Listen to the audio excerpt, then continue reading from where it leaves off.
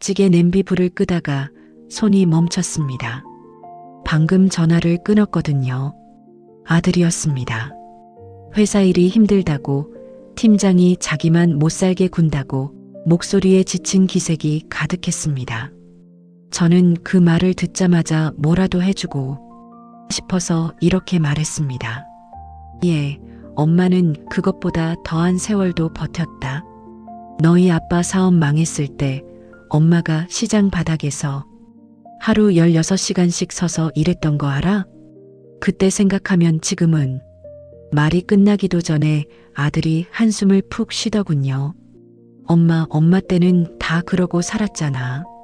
그 시절 엄마들은 다 그렇게 고생했다며. 왜 또 옛날 얘기를 해? 전화가 끊긴 뒤 저는 한참을 그 자리에 서 있었습니다. 가스불은 이미 껐는데 냄비 안찌개는 여전히 부글부글 끓고 있는 것 같았습니다. 아니, 끓고 있던 건 찌개가 아니라 제 속이었는지도 모르겠습니다. 다 그러고 살았다는 그 말이 자꾸만 귓가에 맴돌았습니다. 돌이켜보면 저는 29에 시집와서 32에 그 아이를 낳았습니다. 옷 한 벌 제대로 사 입어본 기억이 없습니다. 시장에서 채소를 팔던 시절, 겨울이면 손등이 다 터서 피가 났습니다. 장갑 살 돈이 아까워서 언손을 호호 불며 배추를 다듬었습니다. 그 손으로 아이 도시락을 싸고 그 손으로 아이 옷을 기웠습니다. 등록금을 마련하려고 이웃집 문을 두드리던 밤도 있었습니다. 자존심이고 뭐고 없었습니다. 무릎이라도 꿇을 수 있으면 꿇고 싶었던 밤이었습니다. 돈을 빌리고 돌아오는 길 골목 어귀에서 혼자 소리 없이 울었던 기억이 아직도 생생합니다. 그날 밤바람이 유독 차가웠던 것도 기억납니다.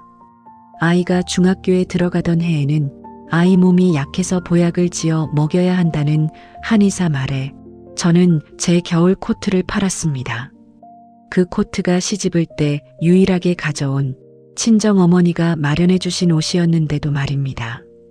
그 겨울 저는 얇은 카디건 하나로 버텼습니다. 감기에 걸려도 약값이 아까워 그냥 이불을 뒤집어 쓰고 알았습니다. 아이 약값은 아끼지 않으면서 제 몸은 늘 뒷전이었습니다. 남들도 그렇게 살았을지 모릅니다. 그 시절 엄마들이 다 비슷한 고생을 했다는 것도 저도 압니다. 하지만 그게 제 고생을 가볍게 만드는 이유는 되지 않습니다. 옆집 여자도 손이 텄다고 해서 제 손등에 흉터가 안 아픈 건 아니었으니까요. 다 그렇게 살았다는 말은 어쩌면 견딜만해서 그런 게 아니라 견디는 것 말고는 다른 방법이 없어서 그랬던 겁니다. 아이가 자라면서 저는 참 행복했습니다. 명문대는 아니어도 좋은 대학에 들어갔고 취직도 남들보다 빨리 했습니다. 결혼도 무난하게 했습니다. 저는 그걸 보며 내 고생이 헛되지 않았다고 생각했습니다. 그런데 언젠가부터 아이의 눈빛이 달라지기 시작했습니다. 명절에 집에 올 때마다 제 손을 슬쩍 보는 것 같았습니다. 마디마디 굵어진 손가락과 거뭇거뭇해진 손등을 며느리 앞에서 제가 사투리 섞인 말투로 이야기를 하면 아들이 은근히 화제를 돌리곤 했습니다. 엄마, 그런 얘기 말고 딴 얘기하자. 저는 그저 웃었습니다. 한 번은 아들 집에 반찬을 만들어 갔습니다. 새벽부터 일어나 나물을 무치고 갈비를 재우고 며느리가 좋아한다던 잡채까지 만들었습니다. 무릎이 아파서 몇 번을 주저앉으면서도 자식 먹일 생각에 손을 놀렸습니다. 그런데 반찬통을 냉장고에 넣으며 아들이 이렇게 말하더군요. 엄마, 반찬 이렇게 많이 필요 없어. 한 번 먹으면 또 먹나. 재료비가 더 들어. 요즘 다들 배달시켜 먹어. 그게 더 돈이 덜 들어. 엄마 세대 사람들은 꼭 이렇게 유난을 떨더라. 괜히 나중에 몸 아프다고 하지 말고 약값이 더 나가. 그냥 알아서 잘 먹을게. 다음부터는 해오지 마. 유난.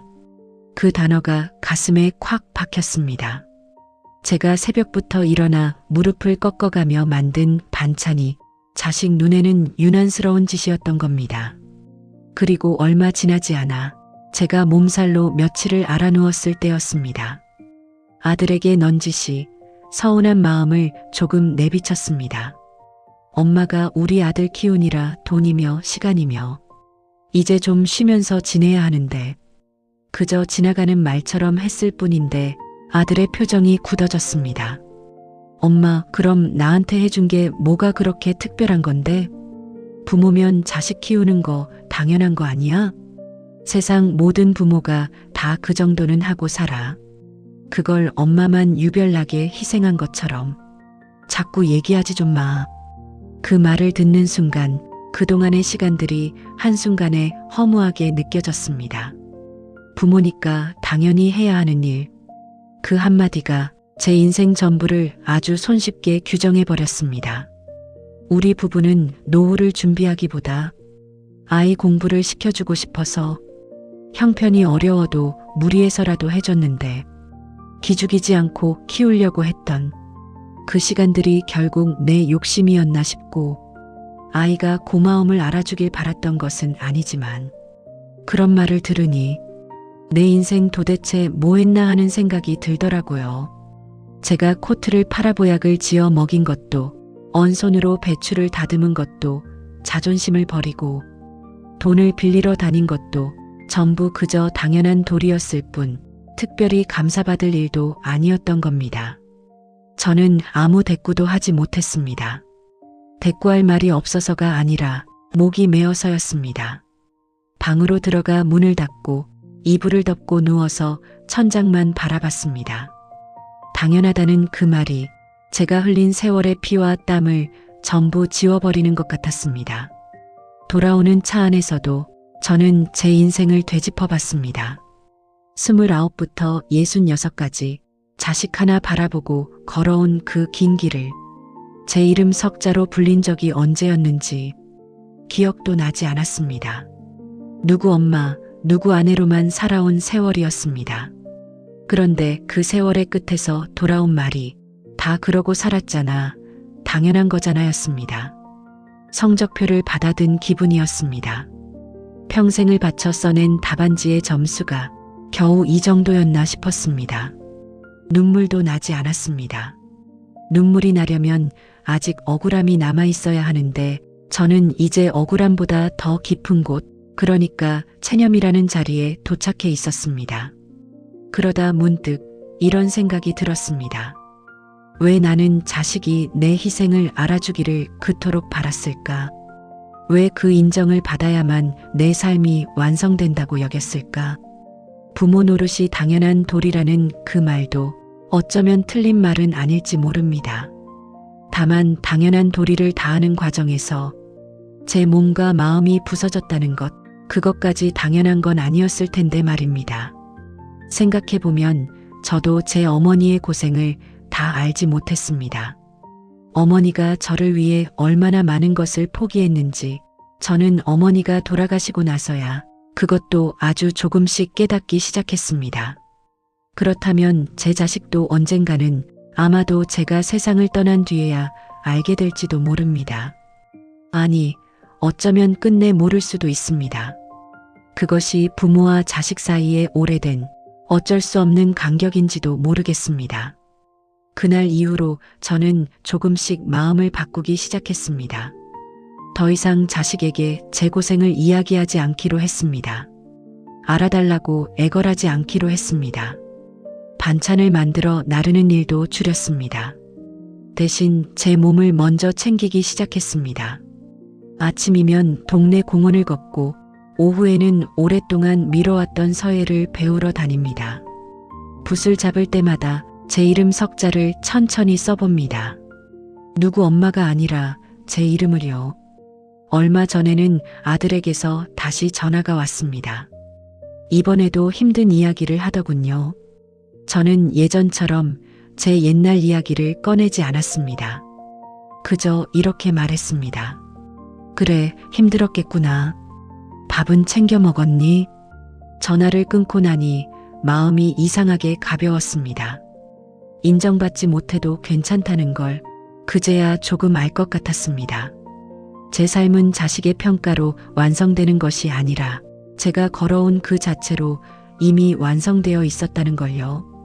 당연한 도리였다는 그 말도 이제는 굳이 부정하지 않기로 했습니다.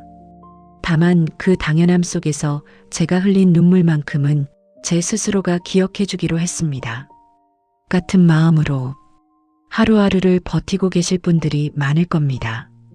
자식을 위해 청춘을 다 쏟아붓고도 돌아오는 것은 당연하다는 말 한마디 뿐이었던 분들, 그 서운함을 굳이 입 밖으로 꺼내지 않고 그저 삼키며 살아오신 분들, 그 마음 제가 압니다.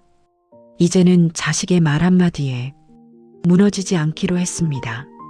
내 인생의 값어치를 자식의 인정에서 찾지 않기로 했습니다. 저는 그저 남은 날들을 저답게 온전히 저로 살아보려 합니다. 부디 당신의 내일은 조금 덜 외롭기를 바랍니다. 그리고 이제는 당신도 당신을 아껴주시길 바랍니다.